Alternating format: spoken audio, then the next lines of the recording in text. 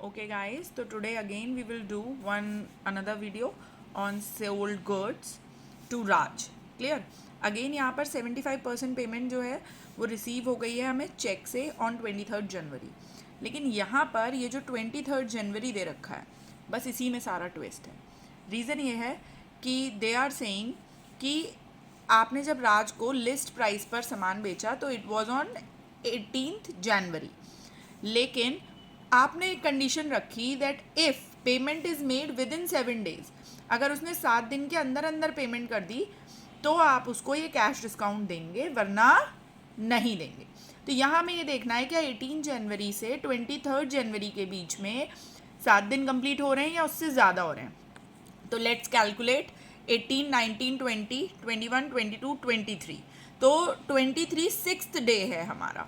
ठीक है, इसका मतलब ये अवेल कर सकता है कैश डिस्काउंट को. तो यहाँ हम 2 एंट्री भी बना सकते हैं, एक 18 जनवरी को और एक 23 जनवरी को. लेकिन हम यहाँ सिंगल एंट्री सिस्टम पे चल रहे हैं तो मैं 23 जनवरी को एंट्री पास कर रही हूँ. तो 23 जनवरी को जब मैं एंट्री पास करूँगी तो एंट्री क्या बनेगी, या तो मैं 2 बनाऊँ, एक ट्रेड डिस्काउंट वाली बनाऊँ और उसके बाद एक पेमेंट वाली एंट्री बनाऊँ. अदरवाइज मुझे क्या करना है, डायरेक्ट 23 जनवरी को मैं एक सिंगल एंट्री भी बना सकती हूँ.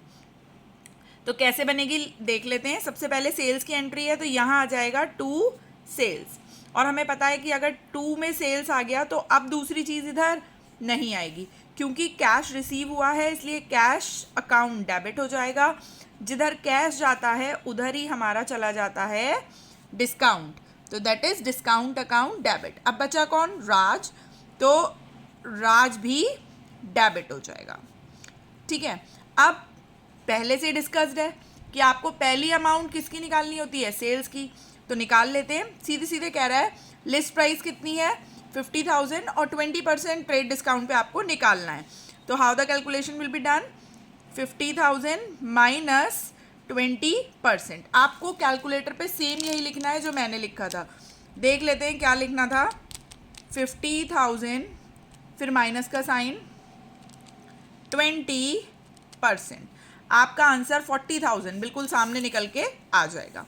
तो ये हो गया हमारा सेल्स विच इज़ 40,000. अब हमें निकालना है राज और कैश का. तो वो कह रहा है 75% पेमेंट.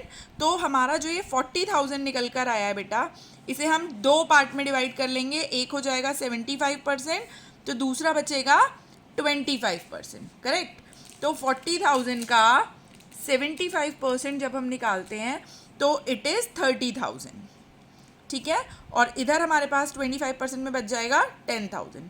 तो 75% पेमेंट हमें मिल गई है, इसलिए 75 पे हम 4% का डिस्काउंट निकालेंगे. और यहाँ जो 10,000 है इसके ऊपर कोई डिस्काउंट नहीं मिलेगा, क्योंकि ये हमारी क्रेडिट सेल है. क्रेडिट सेल का मतलब हो गया ये हमारी राज को सेल गई है. तो राज की अमाउंट डाल देती हूँ सबसे पहले सेकंड नंबर पे. अब मेरी अमाउंट कौन सी आ गई, राज की, दैट इज़ 10,000. अब मैं इस 30,000 पे कैश डिस्काउंट अवेल करूँगी और कैश डिस्काउंट की परसेंटेज है 4. तो 30,000 का 4% निकाल लेती हूँ मैं. It will be 1200. कितना निकल के आया बेटा, 1200. तो यहाँ आ गया मेरा डिस्काउंट अलाउड 1200. तो कैश की अमाउंट कैसे निकालूंगी, इसमें से ये कर सकती हूँ मैं माइनस. अदरवाइज जिस अमाउंट के ऊपर मैंने निकाला था उसी अमाउंट में से मुझे माइनस कर देना है. तो यहाँ आ जाएगा 30,000 माइनस 1200. ठीक है, जैसे ही मैं माइनस कर दूंगी मेरे पास 28,800 बचेगा.